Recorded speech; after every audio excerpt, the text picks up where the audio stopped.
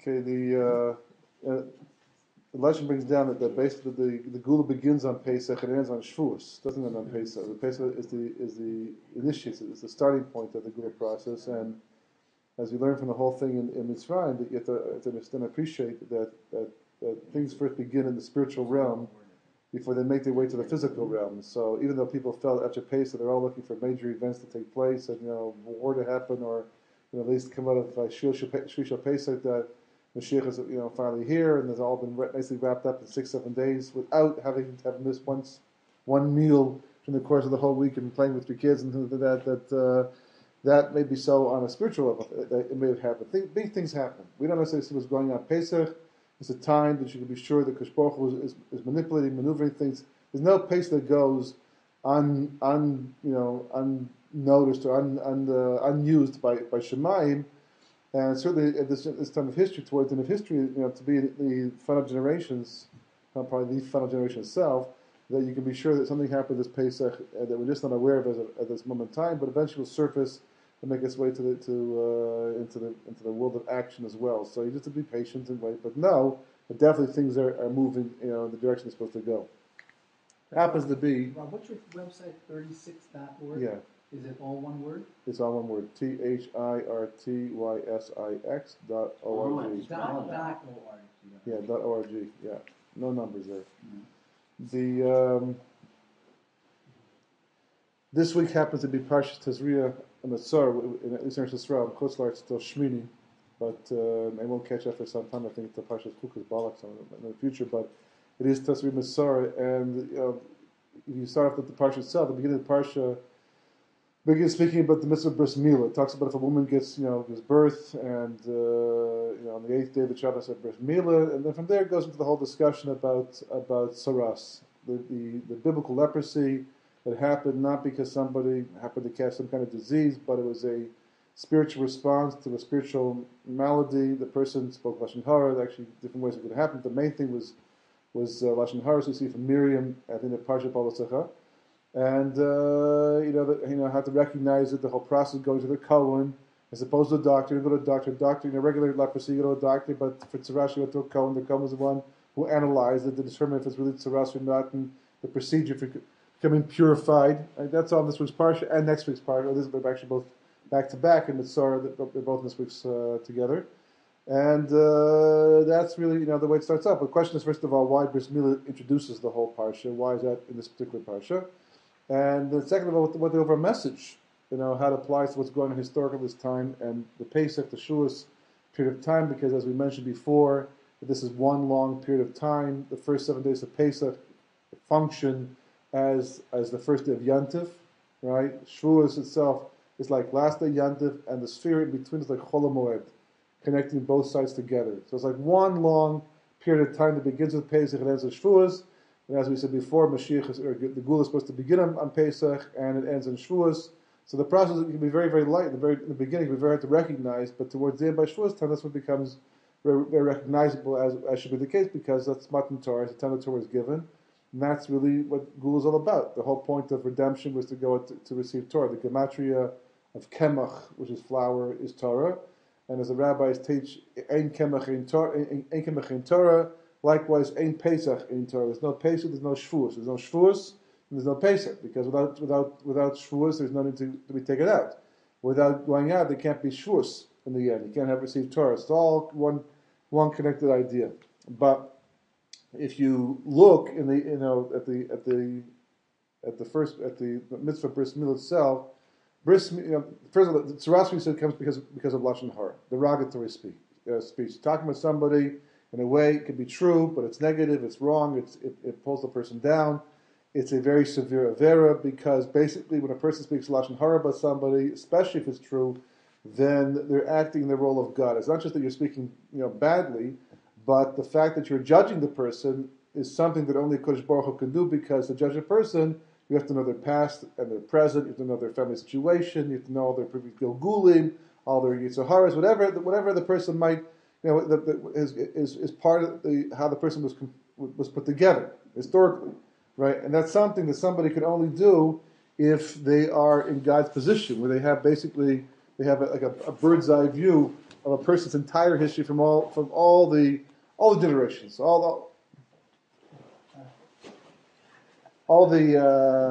a reservation? all the facets of a person's life. So that's why it's so severe. What the Gemara says, it's worse than the three big averas of murdering and Gili Arayis, illicit relationships, and Avodah Zarah, because basically the person is usurping God's role by speaking Lashon Hara. So you look at Bris Milah, as we mentioned before, by Pesach time, Bris Milah it actually means the covenant of the word. Right? The whole concept of Bris Milah is tied back to the fact that what makes man different than the animal world is the fact that we can speak. Right? And that's what Uncle says, that the moment that God breathed the soul into Adam Marisha and made him a living spirit, at that point in time he became what's called Ruch Mamala, a speaking spirit, individual. It's the power of speech, as Zohar points out, that speech defines the person, speech represents the juncture between body and soul. How you speak is indication of how much body is involved in your life and how much soul is involved. The more spiritually refined the person is, the more spiritually refined their speech is going to be. The Zohar says you can't tell a person by their action, but you can tell a person by the way they speak, as long as they're not purposely trying to delude somebody. But when a person opens their mouth and speaks, so Bris Milah represents the covenant of the word, meaning that it's the covenant we have with Kosh Baruch. In fact, even the concept of Milah applies to the lips, as Moshe told Kosh Baruch Hu told him to go to Mitzrayim, he complained of being oros for sign, that he was of uncircumcised lips, whatever that means. Rabbi is not going to remove the skin from his lips as we do in Bris Milah. And the Gemara in Moed Katan speaks of a concept called bris krus v'sayin, bris krusa v'sayin, a bris that was cut with the lips, which the Gemara says means that we have an obligation to speak honestly. We have an obligation to whatever comes across our lips, and we're supposed to speak. Basically, it means that we're supposed to our mouths should match our hearts. That's what Rashi points out in Parshas Vayikra when it mentions that the brothers couldn't speak nicely to Yosef. Rashi says it's a milah. At least they did not lie. At least they didn't pretend to like him when they actually didn't. They were very upfront about the whole relationship, and that's a very important midah. So the truth is that the orla, which is removed, right, represents a certain obstruction to one's creative ability. It represents the tainting or the what do you call it? Not perverting, but the what's the word when you slip my mind for a second. But it's an obstruction. The idea of removing the Zohar actually refers to the orla, the force which was removed, as being the mate, so to speak, of the wife of the Sitra Achra. There's a connection to Tumah. That's why it's actually buried, because it's not just thrown out. It has a certain spiritual reality to it. We have to like literally kill it, so to speak, or bury it, because it represents that which interferes with a person's ability to use their creative powers in the service of God. So there's a very strong connection, therefore. So likewise what happens, by removing the orla, it's supposed to free a person of those impurities that cause a person to stray and use whatever they were given by Kosh Baruch Hu for the wrong purposes, right? So likewise, the point of tzaras, what happens to the person's skin, at first it began in the person's house, with the person's clothing, they didn't get the message, it eventually went to their skin, and at which point they got to a real extreme situation that they walk around with a talus over their head to their lips, because it's all connected, right? And they had to say tummy because that to try to awaken mercy in people that daven for them. There's also a way of publicizing the level to which the person is son. What's the whole procedure for? It works very much like Bris Milah. The same way doing Bris Milah was for the sake of removing that which obstructs a person's ability to connect to Kosh Baruch Hu. To Tzaras also removes something. It was bad das, right? The Adam Rishon, when he ate from a tree called the Eitz Das Tovara, the tree of knowledge of good and evil. It wasn't just a knowledge of good and evil, it was a tree of knowledge of good knowledge, a tree of bad knowledge. We have what's called good das and bad das. Good das basically is something that allows us to see the truth about life and to apply our energy in the proper way. And bad das, which is that which steers mankind astray, that convinces people that they can accomplish things in corrupted ways, which of course is not true. A simple thing. A person becomes jealous of somebody else, right? And somehow, but if you analyze it, the actual feeling. What is it? No matter where you go in the world, anywhere in the world, everybody wants the same thing. Everybody wants to be happy. The only machlok the only disagreement is going to be how to go about achieving that. In Japan, they do it one way. In China, they do another way. The Jewish people have their way of doing it. There's a machlokes over what is the best way to become happy, but everybody wants the same thing. Everybody wants to be happy. That's a not a variable. It's a constant amongst all mankind. So you want to be happy, so you got to do what makes you happy, right? So you ask a person, you're jealous of another person. The person says, yes, that person drives me nuts. How do you feel when you're jealous? How do you feel? Like, how does it affect you, right? You feel better about yourself? Right? When you speak lashon hara about somebody, you speak derogatory about somebody, you feel better about yourself? How do you feel about that, right? I feel terrible. This guy's made me jealous. It really, really bothers me. He has what I can't have. And therefore, being jealous makes you feel better, makes you happier in life? No, it makes me feel worse. What would happen if instead of feeling, isn't the goal to feel good about yourself? Fine. Maybe one day you can have what he has too. Maybe it's not even what you want in the end. But wouldn't it be better at a moment of time that somehow when this person's getting what you think is coming to you, that you could feel good about yourself? Wouldn't it be better than feeling bad about yourself instead? Yeah, I guess it would feel better. So try this instead. Instead of when the guy gets what you want for yourself and you can't have it, instead of saying, this guy succeeded once again, or I didn't, and I feel jealous. Instead of doing that, just try the following thing. I am happy for this person. I wish I had the same thing too, perhaps, but I am happy this person has what he has. Who knows? Maybe he deserves it. How do I know? Because he's successful, I have to feel better. I feel good. I want to feel good about his success. Wouldn't you feel better about yourself? Wouldn't life feel be a happier moment? Okay, fine. He got something you don't have, and you feel it's missing from your life. But still, the goal is to be happy. By being jealous, you're happier? No, it's a negative thing. You want to be happy. That's what you want. More than you want this thing, you want to be happy. Every single moment of life, you want to be happy. By being jealous, it's making you feel better about the situation. It's not changing the situation. It's not transferring to you what he has. All it's doing is making you feel a sense of lack, negativity, and hatred. Is that positive? Does that make you feel happier about life? No. So just try being happy about his success, whether you're sincere or not. Just say the words. You know something? I am glad he got this thing. At the beginning, you might have to do it like this. I am glad he got this thing, But you keep working at it to get to the point. I want to be happy. I'm happy he got this thing. Now, how do you feel? You didn't get the thing yourself, but how do you feel? Feel happy? Feel good? Wasn't that the goal? The goal was to feel good. Do you feel good? I feel better. Much better than when it's angry, right? You're angry at this person. Does anger change anything? When you lose your temper, even if you're justified to lose your temper, I always tell myself that I am, right? But if you're justified, in the end, after you've lost your temper, do you feel better, right?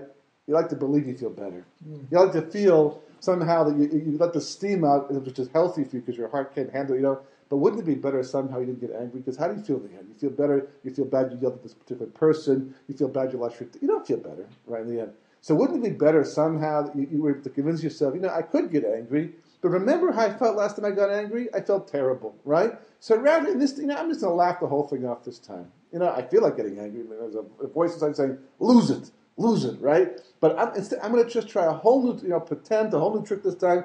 I am going to focus on being happy. Not on focusing on fixing the situation. I can't do that. Not on telling these people what a klutz you are for doing the folly you are, or what a dummy you are for having made this move. Forget it. But because what's the goal? I want to be happy. I want to feel good about life. And I know that every time I lose my I don't. So therefore, I'm going to just laugh the whole thing. I feel good. This is great. I feel good. The situation deteriorated. I feel good.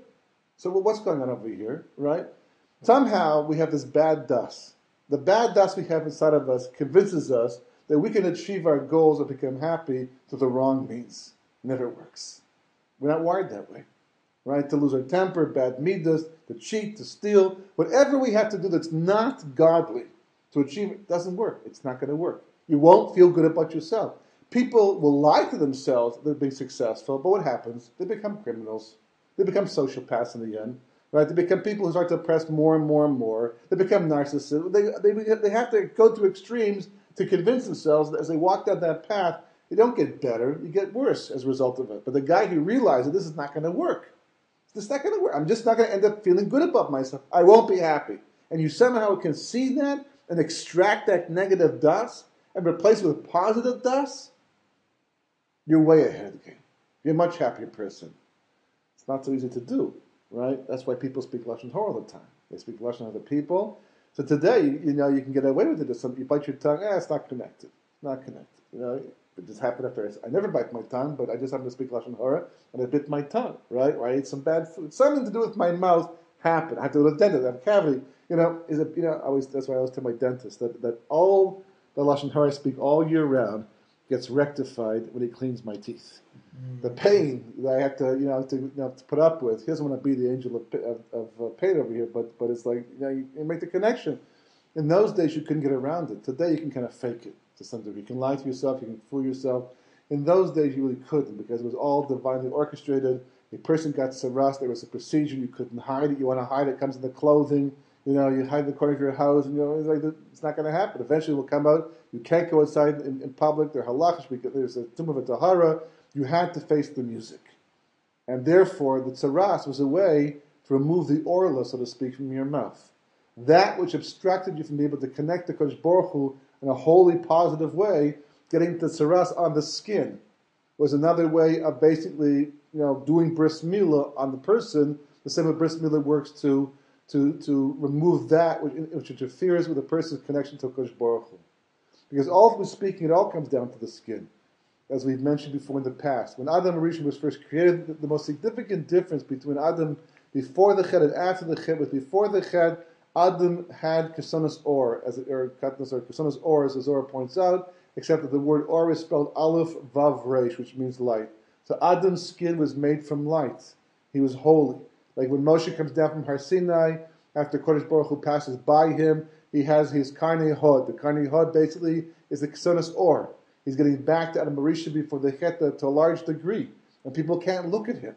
The Chis and Mason, that's what's going to happen once again. Will die and be resurrected. Will come back without the Zuhama, the Tuma, the impurity of the snake. It will have skin that will look like light. And the Gemara says that those who will always are already have gone through the transformation process will look like angels, and those who haven't will still be looking like the average individual, holier, but still quite physical. Whereas Kesonos Or with an ayin vav reish, called Mishchid Chivya, is called the skin of the snake. This is the transformation. So the actual physical skin versus the spiritual skin, the actual light, that's what it's all about. So these parshiyot really are very, very fundamental, understanding what we're trying to be and how we stray from that, and how to remove those obstacles. But more than that, this parsha is about something very, very, very crucial, something very important, and that is about listening to messages. Listening to messages.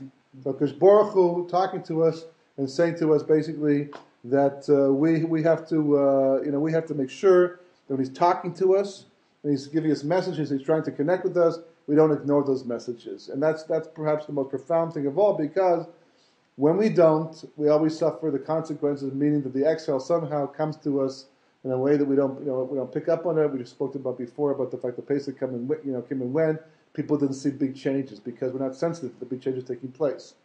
It's not a question of just the newspapers. The newspapers for sure won't necessarily pick up those big changes that happen at a spiritual level. But Pesach itself changes the reality. Every year we go through Pesach, it's a whole different reality. You can read something, here, just to get an appreciation, because this kind of focuses you on somewhat on what it means to observe history from a perspective where you can actually see what's going on and pick up those messages and know how to respond to the situation. Because for the most part, the Jewish people today are very cut off.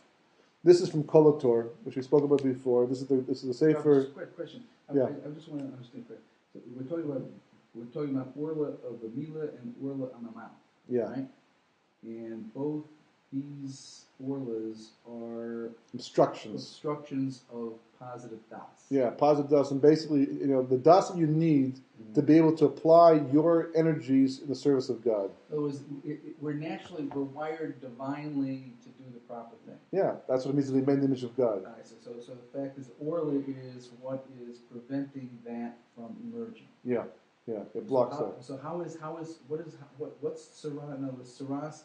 So rust is on the skin. Yeah. Right. So rust on the skin. So basically, removing the orla by bris milah signifies a person's openness to the positive dust. Now it removes the connection to the negative dust. That's what it does. There's a natural draw towards the negative dust because the orla is the makam of the klipos. I mean, Kabbalistically, this goes even much deeper than that. But that's the basic general idea, that the or represents the connection to the chitzonim and the klipos, the negative forces of creation. As long as it's attached to our bodies are vulnerable to that reality. Remove the orla, and it's like opening the dams to begin the water to flow. At that point, the person can now connect up spiritually to Kosh Baruch Hu. That's what Bris Milah is supposed to do. And getting the tzaras in the skin, right, was an awakening for the person to make them realize that they are doing that which is spiritually damaging and physically damaging in the end. Because every spiritual mistake a person makes will eventually show up somewhere in the physical realm at some point in time. So the connection, that was just to make the connection between the Bris Milah at the beginning of the parsha and what follows after the whole mission of tzaras. So Bris Milah, the bris is removing a physical reality. Yeah. Well, really, a spiritual way, but through physical means. Through physical means, right? Yeah. But the tzaras is a spiritual awakening on not on a physical level, but on a spiritual level. Right, but again, the physical is the means to achieve the spiritual awakening. Right, it's the way of recognition, but we don't have any recognition with Bris Milah. All you have is the orla. There's no recognition of it because it's always there. It's always there. 100%. Das comes as a result of speaking Lashon Hara. Right. Whereas the orla doesn't come as a result of a malady. It's just naturally. Well, it does actually. Naturally born with that. Right? No, it's an inborn malady. Where did it come from? The Gemara in Sanhedrin says that after Adam did the chet, he was mamshich his orla. It was like he actually reversed Bris Milah. He actually caused the process to be reversed, and that then became the state of mankind after that. He was born circumcised. He was born circumcised, sure. Who? Adam Arishon. Adam Arishon. He was born circumcised? Yes, the Gemara calls him a kofar in the end. It calls him an apostate in the end because he actually reverses his bris milah he was born with. So did he actually physically pull the skin back to become more like that? His dust became corrupted. So it's Ki'ilu, there was an orla that was created, just like there's orla salev too. There's also a concept of orla salev, where a person's heart also has a Kosh Baruch Hu says, "At the end of days, I will circumcise your hearts," because there's an orla around the heart. What's the orla? It's all that negative dust around it. It's blocking our ability to be able to connect to Kosh Baruch Hu properly. It's like all the interference that's coming from the secular world. So Adam Rishon then was born with the bris. Yeah, because he was born with the dust. As a result of the chet, he reversed developed. He developed an orla. Exactly. However he developed it. Exactly. Yeah. I see. Yeah. So when Moshe Rabbeinu, when he was born, he was also bris. Right. Correct? Yeah.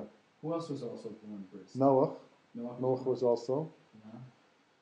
Some other people as well, historically. I forget else, Chanukah, I don't remember some other people, but... so that was a simon then, when he after he sinned, that was a simon of the change in reality. Yeah, So that's that. And it was all over the Eitz Das Tova Ra. So by eating from Eitz Das Tova Ra, he was mushpah from Eitz Das Ra.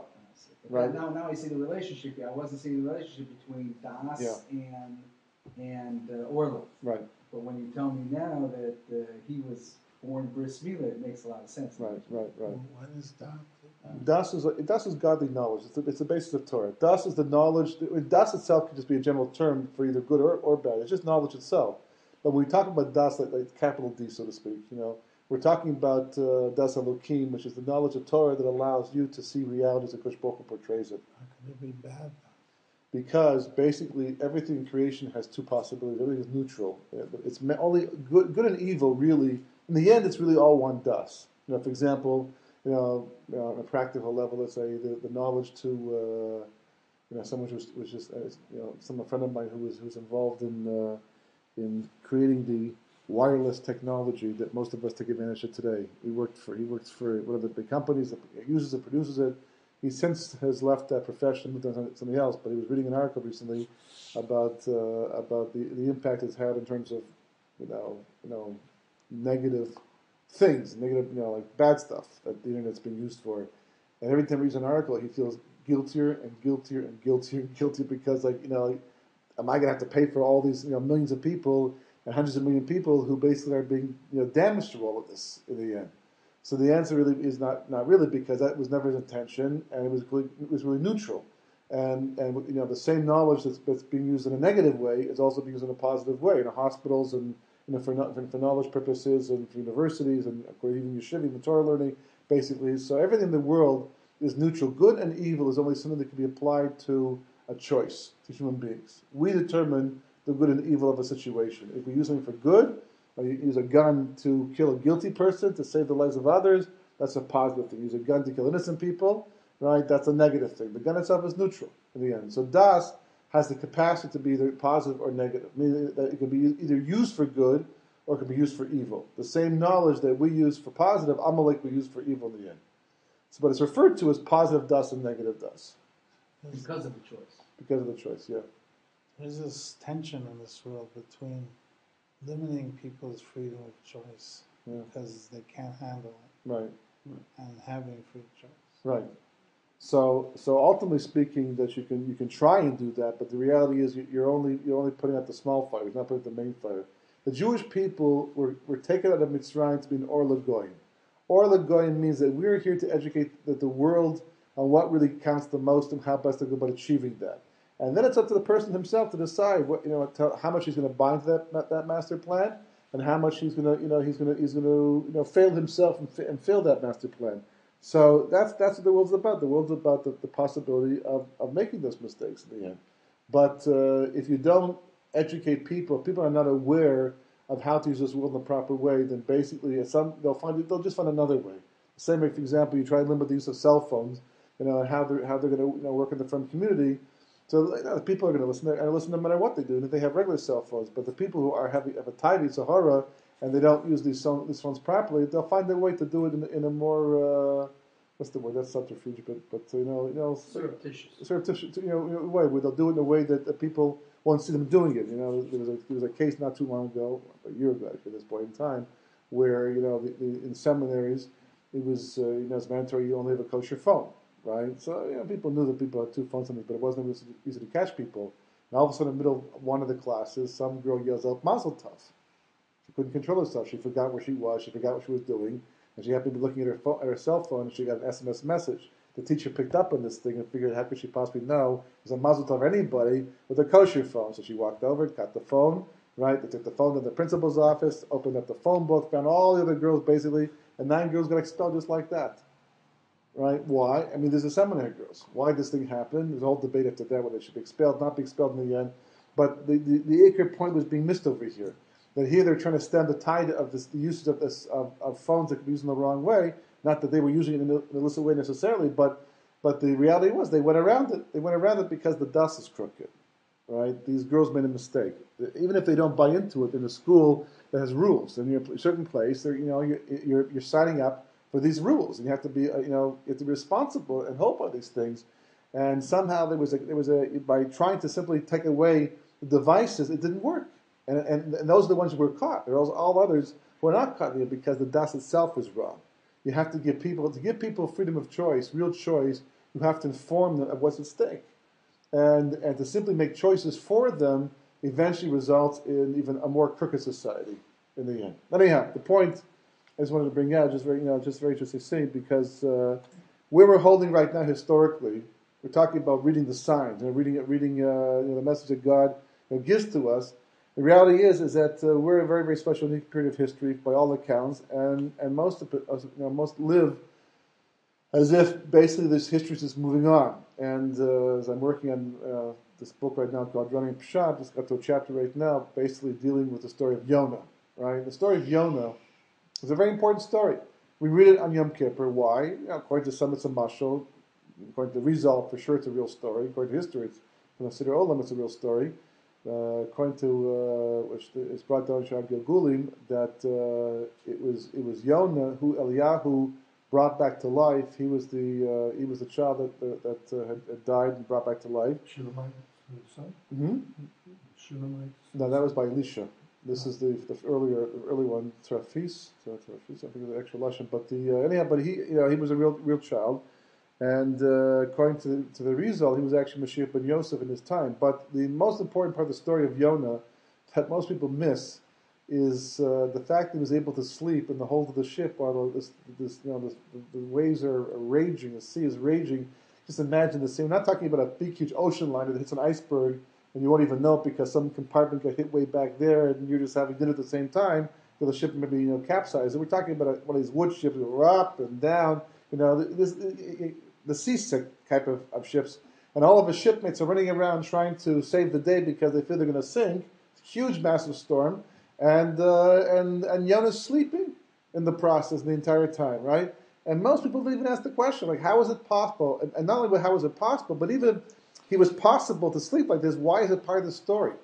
What do we need to know about what he was doing the Shabbos time? The most important part is Kodesh Baruch Hu came after him. He got swallowed by the fish. Now, it's interesting because the Gemara uses a very similar mashal, right? The whole story of Rabbi Barchana, where they got off into a fish, and they start cooking, and the fish turns over, and they fall off the fish into the water, and he says if the boat hadn't been ready, then we would have surely drowned. And Rabbi Yaakov, as I mentioned before in the past, he interprets his medrash to mean that basically it's an Achos Yamim type of story. It's an end of day story, and the boat represents Mashiach, and the fish turning over represents what you could call today the Palestinian people who turned the situation over. And Rabbi Yaakov wrote back in the 1800s that the Jewish people, if Mashiach is not ready to come when all this takes place, we will drown in the problems that these people will create. That's what he writes back then.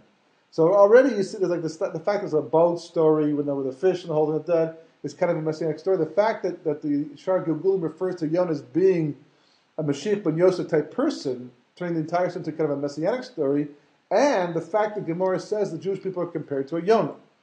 The Gemara brings down Brochas on Nun Gimel Amud Beis, the story of Rabbi Chana, where basically he forgot talking about halachas and what happens if you forget the bench. You eat, forgot the bench. You have to go back to where you made the bracha in the first place and had your suda, right? So Rabbi Chana, he ate, he forgot. He was with like part of a caravan and he had a suda, forgot to eat. The caravan's moving on, right? And he realizes he's got to go back to eat. So it's a bench. And but he figures if he says to them that he's going to go back to bench, they're all going to say, what? Because after all, God's everywhere. So if you bench here, God's also going to hear you. They wouldn't have patience for the halacha. So therefore, he kind of like told a white lie. And he said, I'm going back for a golden dove. Some type of, I guess, jewelry or things like that. That's valuable enough. They accepted that. He went back, and when he went back to the bench, sure enough, he found a golden dove.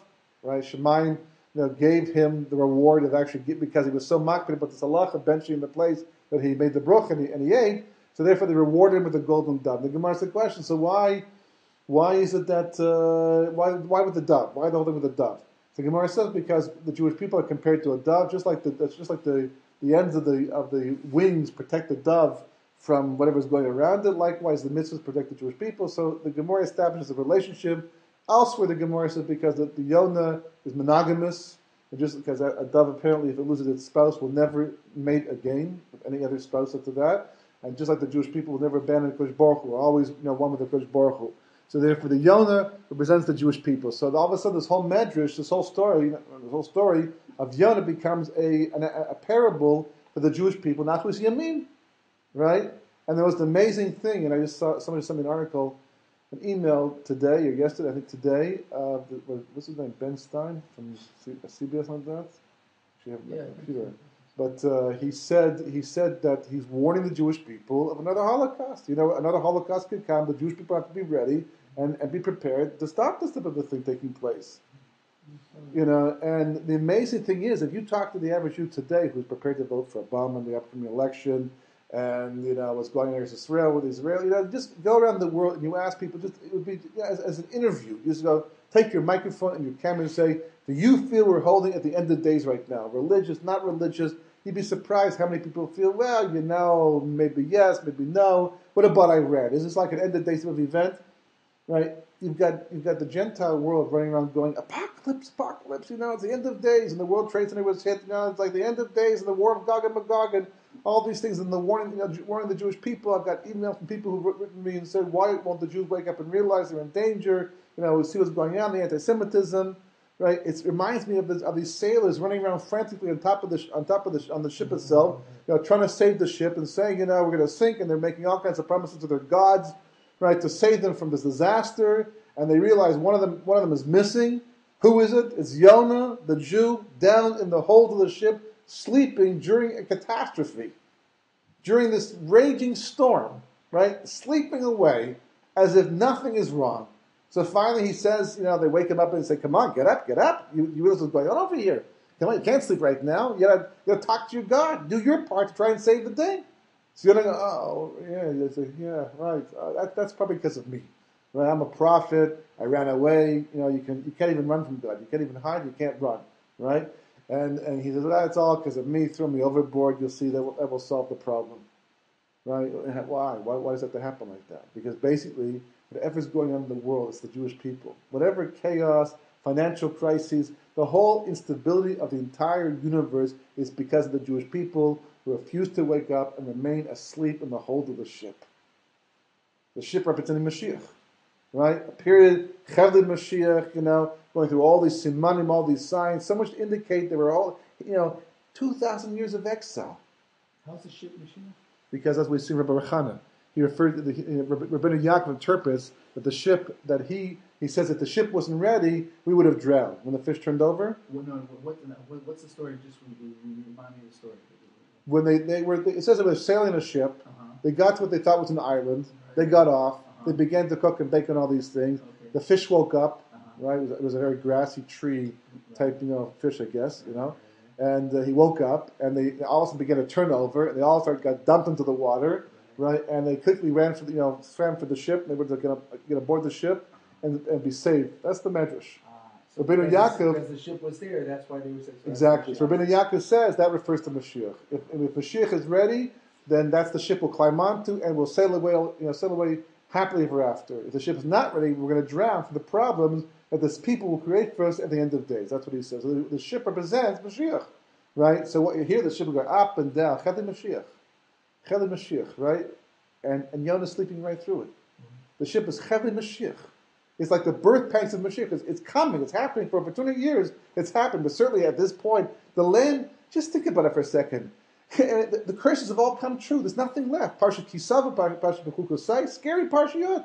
At some point in time in history, they stopped reading them because people couldn't handle what was being predicted because they hadn't gone through them all yet. But we can now read them. You know why? Because we've gone through even the Holocaust. We've gone through it. The Torah promises, I'll give you back your land. You'll go back to your land. There'll be kibbutz galius. Harry S. Truman is president of the United States of America. And Israel decides to declare this state in 1948, right? And the State Department's against it, and the world's pretty much against it, and they're going to do it anyhow. And the President of the United States of America says, you know what? I'm not going to block this thing. You know why? Because he opens his Chumash to Deuteronomy, whatever it is, and he says, look over here. It predicts the Jewish people will come back to their land after 1,000 years of exile and get their land back. And look what's happened. They've gone through a Holocaust. They've gone through thousands of years of exile. It's got to end at some point in time. 2,000 years is a lot of time for exile. It's got to end sometime. I mean, it has an end, right? The Gemara says so. The Medrash says so. And look, just like the Torah predicted, they're coming back to their land. And I'm going to stand in the way of that? A Gentile says that. A Gentile says that. The Israelis themselves, I don't know how much they're reading into the prophecy and seeing it as a fulfillment of national destiny, but this is the people on board who are recognizing the catastrophe. Ships going up and down and back and forth. Cheli Mashiach. And what are we doing? We're not just like, oh, wow. We're sleeping. We're sleeping right through it, as if it's not taking place. Rob said that Chizkiyahu slept. Oh, he went to bed. He didn't want to go to bed. He went to bed there as an act of trust in God. See, that was a different sleeping. Here Yonah went to sleep because he basically was tuning out, right? He was running away. He was tired, didn't want to deal with his mission, right? He tunes out, and he goes to sleep. Chizkiyahu said, I could be nervous about the situation and wonder what's going to happen to the Jewish people here in Yerushalayim, but just to show God how much I trust Him, I'm going to go to sleep and sleep like a baby because I'm putting my trust in Hashem. Two different levels of sleep over here. One is shirking responsibility. One is accepting responsibility. Two different things. Same sleep. That's okay. Same sleep, but the question in the Yiddishkeit, same thing. You turn a light switch on Shabbos, right? By knocking it accidentally, not even pater, it's mutter, right? That was there. It's, mutter. Same light switch, same light, same situation. You walk over and you either accidentally it's there and you shogeg do it basically, or you do it purposely, right? A person's chayiv chatos, chayiv misa, depends on the situation, right? Same light, same switch, same brilliance, right? Same, but malachas nashavas. What do you think? What are the kavanah? What's your kavanah? What's your intention? So he brings down here. This is B'Shem Agra. This is Reb Hillel Mishkalov. You got a street over here named after them, basically, right? And he's one of the Talmid of Muchakim. He lives on the street. There you go, representative. So he's writing. These are notes supposed to come from the Gra, and it's controversial, as people will tell you. but it shouldn't be controversial anymore because basically enough important people have verified the Sefer as being authentic, the material is authentic, and he writes, the whole Sefer basically is about Mashiach ben Yosef. Mashiach ben Yosef, not Mashiach ben David. Mashiach ben David, there's not much to know. He's going to come save the world. He comes from David Melech. His soul comes from Moshe Rabbeinu. It's out in the open there. The Gemara talks about him several times. You never find Mashiach ben Yosef spoken of very much except here, right? So there's a reason for that, because this is the one that really changes the whole story. This is the one that really gives instructions about how to go about dealing with reality. The Gemara is writing this. His notes go back to the 1700s, to the 18th century, right? And he's writing at that time. I told you to go off, right? So he says the following thing. He says, al saf hetchalt hagula. He's writing back in 5500, okay? He says that we're now standing on the threshold at the beginning of the redemption, as the pasuk says, Le'esa hazamir hagil shusasa, referring to the pasuk from Shir Shirim, right? The time of the flower will happen. Lafi mitzvahs Rabbeinu Gra, according to the commandments of our Rebbe the Gra, the Vilna Gaon. B'chasah hakdosha b'zed hashma tzrich manu lemod lavin as kol darchei ha'ikved Mashiach das ofne ha'masim asher lefneinu bi'uru v'rasav shel Rabbeinu Hagra shezacha l'yad b'horah the Mashiach ben Yosef. Right. So he says the Gra left behind all kinds of instructions.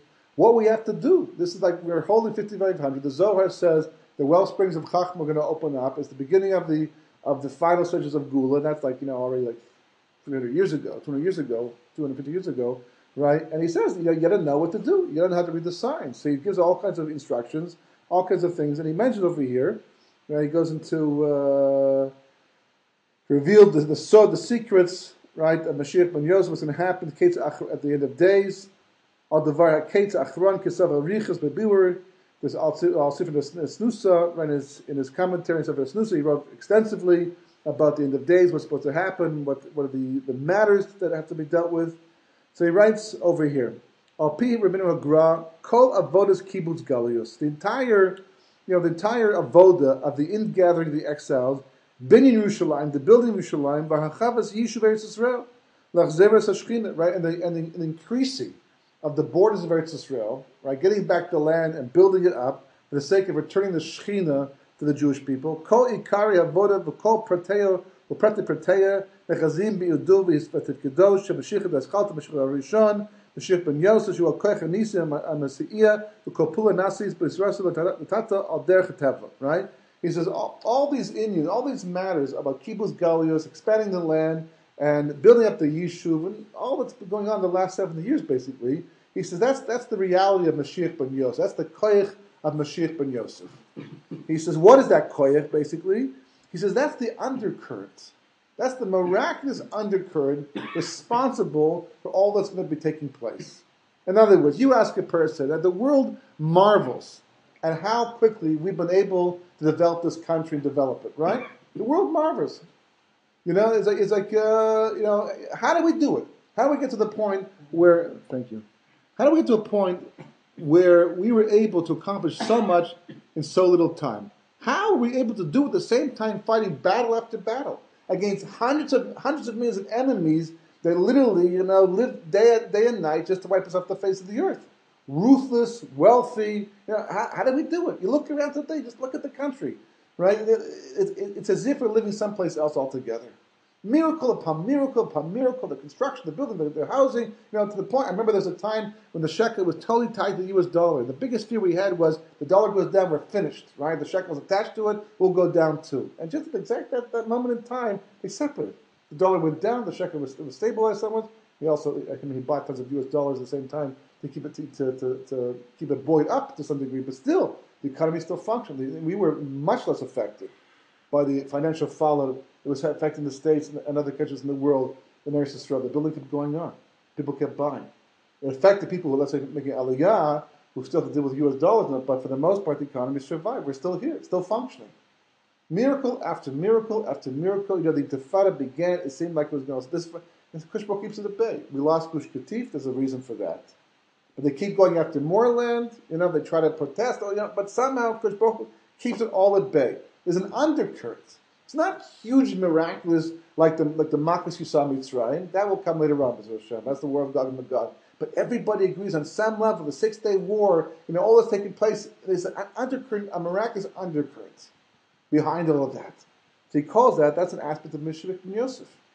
That's an aspect of Mashiach ben Yosef. He predicted the return and the expansion of the He's saying, what he's saying, he predicted. He's saying that's what has to happen. What he predicted kibbutz goal is that what you're saying? It's not because predicting it. The Torah promises it, and he believes it. So he's saying that's what Mashiach ben Yosef. He initiated this process. He said, folks, we're now holding at 5,500. We're now holding at the Hitchat of the Gula, right at the beginning of the Ikvin Mashiach. That's where we are right now. He was born, he says over here, he was born with certain kleichas. The Gra was born into a period of time where it was necessary to be like this, and he was like that. He had the wisdom in Nikla and the Torah in Nistar to understand what was going on historically, what had to be done, how to instruct its students. And he said, this is the time the Torah is talking about. We have to now go into the phase of bringing back the Jewish people to Eretz Yisrael. It's a long, drawn-out process. It depends upon how much we merit to bring it about. He himself was on the way to Eretz Yisrael at one point in time. We have to rebuild the Yishuv. Right? We're sitting here today because of this. He initiated the process. He sent his Talmud. This is Mishkalov. This is Mishkalov. This is all the Hillel. in the 1830s. Yeah. These are his Talmudim who came, and also the Baal Shem Tov also sent students as well. To be fair, and the other groups came later on. But when they first came, it was a midbar here. It was a deadly midbar. There was no food. There was no safety. There was no water. There was malaria. There was all, but they came with the belief that Gra had told them, this is it. It's the beginning of the Gula process. And we now have to work and function in the capacity of Mashiach ben Yosef, which includes these three things.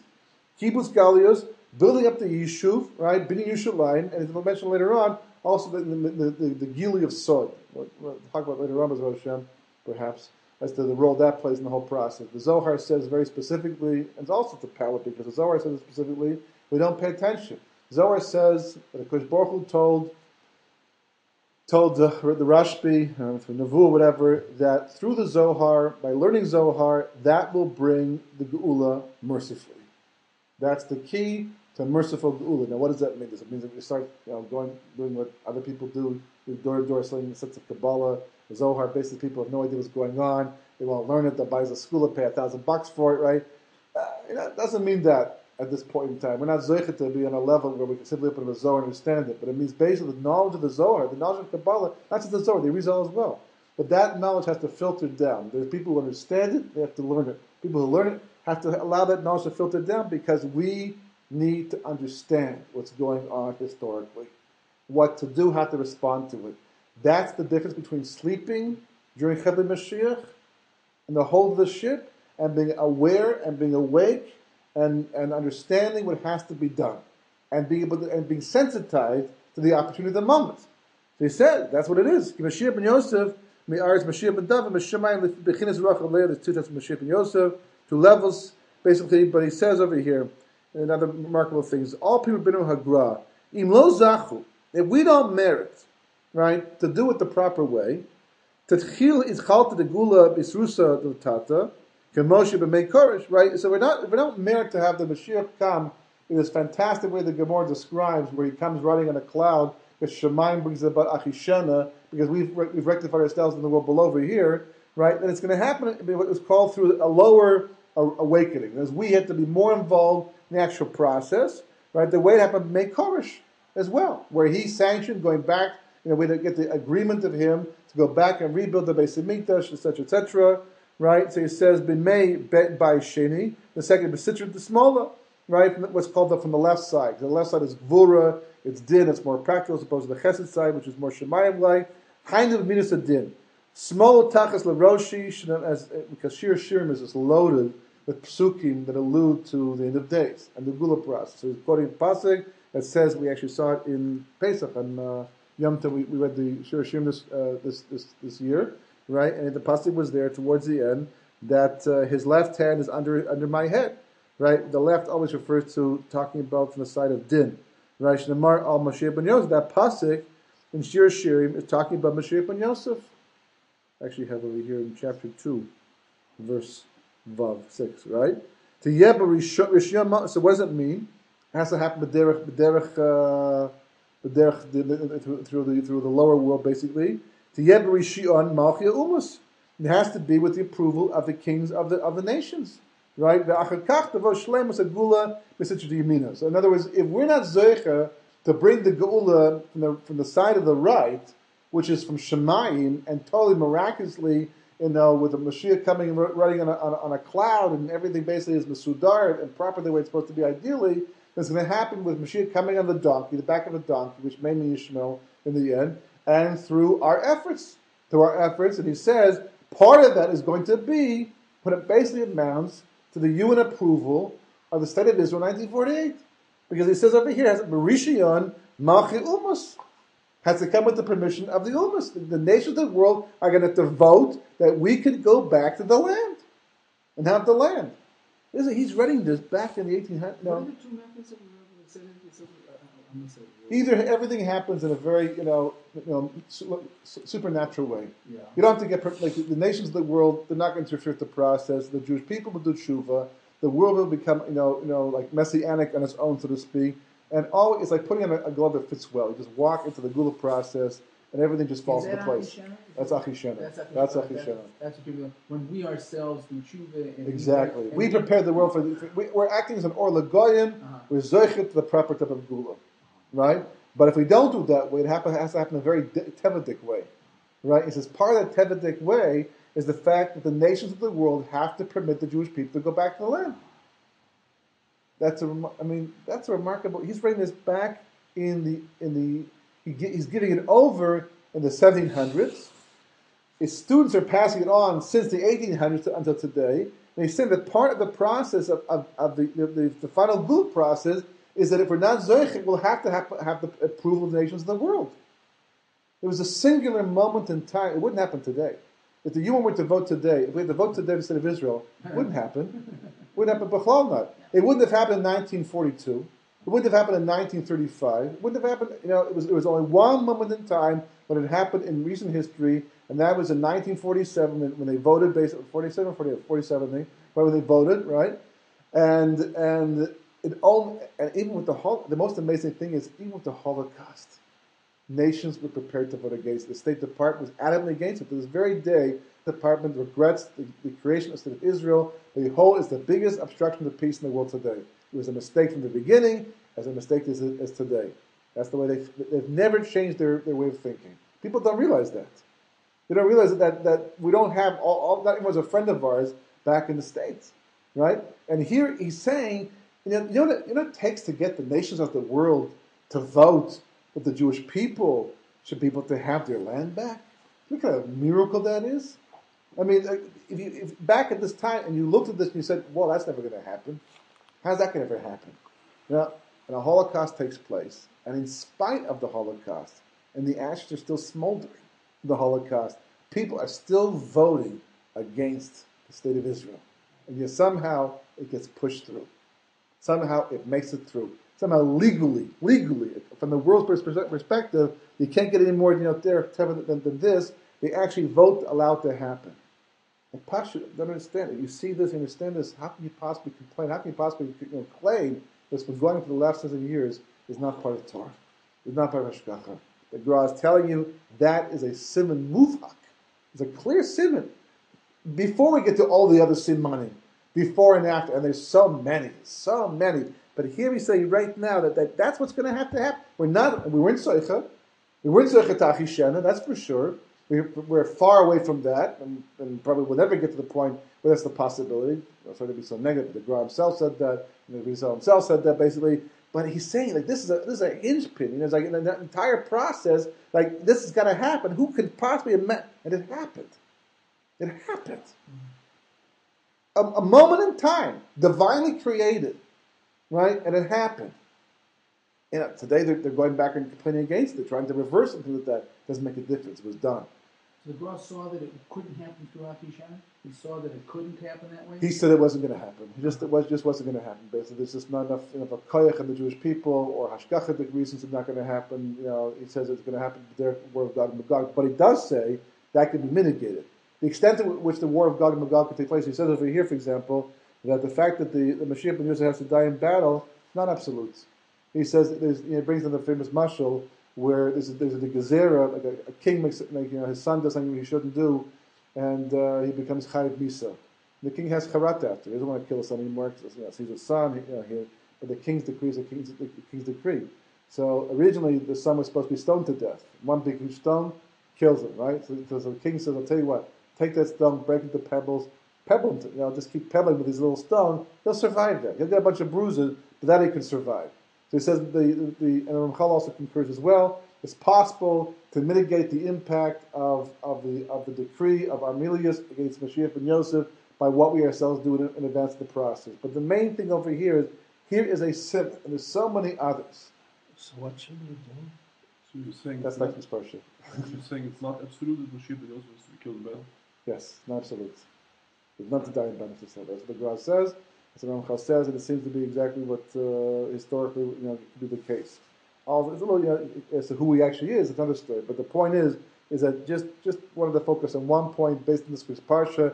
Coming to Pesach, working towards the Omer, going towards Shavuos, which is the end of the Gula. This week's parsha, Tazria-Metzora, Bris Milah. It's all about reading the signs. You have one of the most obvious signs that we're based upon with the Gra himself is saying over here.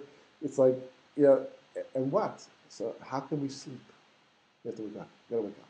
And I gotta realize the end is here. It's here. This question of when Kosh Baruch Hu pulls the curtain down, but we'll be surprised. It's like musical chairs. You just keep going around but at some point the music stops. It stops suddenly. When it stops suddenly, it's like, what happened? And how did I lose my chair all of a sudden, right? Yonah was woken up because the world keep waking him up. It's not the way to go, right? Throwing him into the sea, right? Throwing him into the water to solve the crisis.